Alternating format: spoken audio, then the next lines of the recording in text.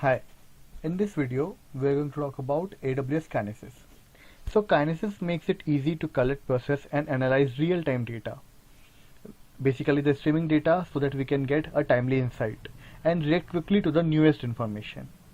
We can inject real-time data such as video, audio, logs, click streams, IoT telemetry data, anything. So Kinesis enables us to process and analyze data as it arrives and respond instantly instead of waiting until the data is collected. So we're going to see Kinesis using an example so that it can be more clear to us. Kinesis provides us a lot of capabilities such as video stream, data firehose, data analytics. So we're going to see a use case where we are using a data stream with data analytics. What we are going to do is we are going to put the data into Kinesis data stream, analyze it using data analytics, and we will see how we can also create a target. So our first step will be, we'll go to AWS. In the services, we'll search Kinesis. Once you search for Kinesis, this dashboard will open. Here, since our use case is to create a Kinesis data stream first, so we're going to create a data stream. We're going to give a name. So let's give a name, let's say test stream for this demo. Here we can provide number of shards. So as we can see here, each shard inject up to 1 MB per second data and 1000 records per second. So based on our capability, like if we want to push large amount of data, so we can create multiple shards, but if you have very small data, we can create only one shard. So for this test, I'm going to create only one shard, but as per your design, as per the requirement, we can increase or decrease this number. I'm going to create this data stream and we have this test stream ready. The next step will be, once this test stream is ready, like we want to consume this stream, right? So like we will have a producer which is going to push this data into the stream and we are going to consume it. So after consuming, what we want to do? So for this application, we want to analyze it. So we are going to say process with analytic application. This will be our consumer. So in the consumer, we can give an application name. I can just say test application. And for runtime, what you want to do? So I'm going to use SQL. I'm going to use SQL to query our data and to see it. Basically, my analytics will be based on the SQL queries. So I'm going to just create this application. Now it is ready. So our test application is ready. So our next step is to create a producer. Now here we will start our coding. So what we are going to do is we need to create a new project. In POM dependency, I am going to use AWS SDK and mainly the Amazon Kinesis client. These are the dependency I have added in my Maven project. I am going to create a producer app. Now what this producer is going to do is, first step is to build a client builder to set a region. So my stream is in US East 1. Set credentials. So these are the dummy credentials that I have put here. You can get these credentials of your user from the IAM console. Next step will be to set a user agent. So in user agent, I am just putting a prefix with the default value and my suffix will be my application name / the version of my application. So we have this Kinesis client ready. Now next step is to push the record to this Kinesis client. We can use this put record class and set the stream in it. Now this put record class can basically we can put the records like in a multiple, so we can put list of records. So using this put record request, we can set the record and this can be a list of records, and we can use Kinesis client to put these records in the stream. So let's see, what we have done here is we are using a put record request, we are setting a test stream, and we are setting a set records. Now let's see what this set record is. So basically we are using a build employee data function. What we are doing here is we have this list of put record entry. In each put record entry, we need to set the data and we need to set the partition key. At the end, we need to add it in this list. So for example, I have this employee class. in my employee I have name, designation and ID. So I'm going to put the data. Now data needs to be in the byte buffer. So I'm going to convert this using object mapper. I'm going to convert my employee class and set it in the set data. Then the next is partition key, basically the key on which you want to partition the data. So I'm going to use designation as a partition. So I'm going to set this as partition key. Now again you can create multiple records.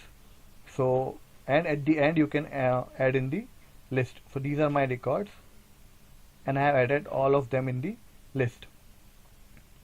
So once we have this ready, we can just use this Kinesis client to put the records and we can get the result. You can be done by here, but if you want more, like if you want to check whether any of the record has failed, so I have this logic as well where we are doing the failure handling. We are checking the failed record count. Then for each of the record we are iterating and checking if for any record the error code is not null. If error code is not null, that means there is some error. So we are going to again use this record and push it to Kinesis client, assuming that my record was correct and there was some issue with the Kinesis client itself. So for now I am not going to do any analysis on why it failed. I am just going to repush it. So this is our producer client code. Here I am just going to revise it. We have created an employee class and a producer app which is going to push multiple employee objects to this stream. Now if we go back to our console, we can see that we have a data stream and we have a data analytics. So this is our data stream, and in consumer we can see our analytic application. We will go to this test application, application details. So right now there is nothing is connected, so we can click connect streaming data. Our streaming data is Kinesis data stream. We can select that stream name. Our stream name is test stream, and I'm going to put, now the next step is to discover the schema, like what will be the schema. But to do this there needs to be some data in the stream. Without the data it can't discover anything, right? So let's run this program once. So we'll go hit run this program. What it will do is it will push the data into the stream so that we can get a rough idea on how the schema will be. So as we can see, we have run this program and we have got the output. The failed record count is 0 and we have got all the other records with shard ID, sequence number and everything. So let's go back, hit on the discover schema.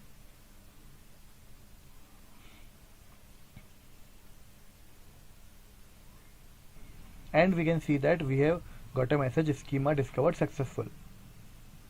It will show that we have name, designation and ID, and this was the data that we have pushed. We can hit save and continue. Now our application is ready. So the next thing we want to do is we want to do the real-time analytics. So we can just go to the SQL editor. I will just do start application. Here we can see our SQL data. So we'll have to wait until the application is starting for the first time. Okay. So we can see that we have this source, real-time analytics and destination tabs available. Here it's trying to retrieve the data from the stream, but it will only retrieve the real-time data. So if there is no data available in the stream, it is just going to refresh and it is going to show us an error. So let's wait. See, now we have name, designation and ID as our folders, but there is no data. So even if I click on retrieve rows, there will be nothing because we are not storing data anywhere. But if you again, let's say push the new data, so we are just going to hit run again and we are going to click retrieve rows. So our data is pushed.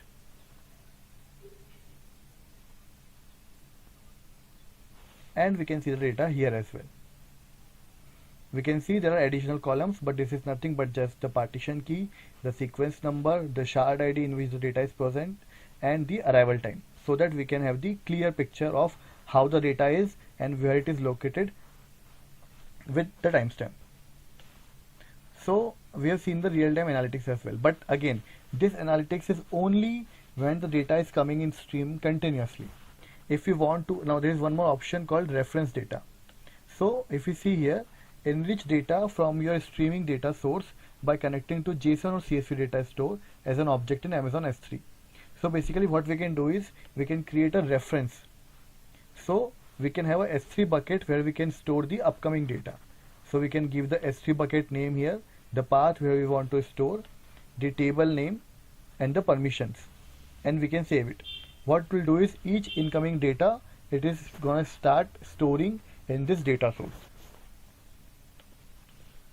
And the next and the last step in this is, let's say we have got the data, but if we want to add a destination. So right now destination is also optional, but in case we want to store the SQL result in some kind of destination, so we can go to SQL result and connect to a destination.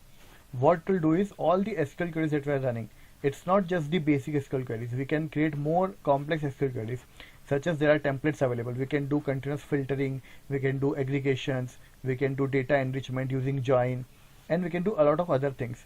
So in case we have some queries and we want to continuously query data and continuously get the result and store it somewhere, so what we can do is we can connect a destination to this SQL. So we can click connect to a destination. In connect to a destination, we can select our stream name and basically the final destination. So the final destination could be again a stream or a lambda function.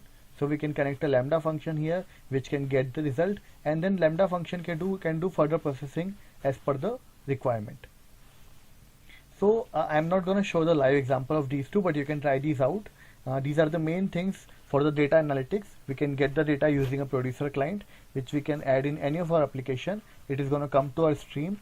Then using another application created for analytics in the AWS console, we can analyze the data in the SQL. And in case we want to store the incoming data, we can use a reference data. And in case we want to store the output of the SQL queries, then we can use the destination. So this is it for the video. Thank you. And in case you have any comments, then please do let me know.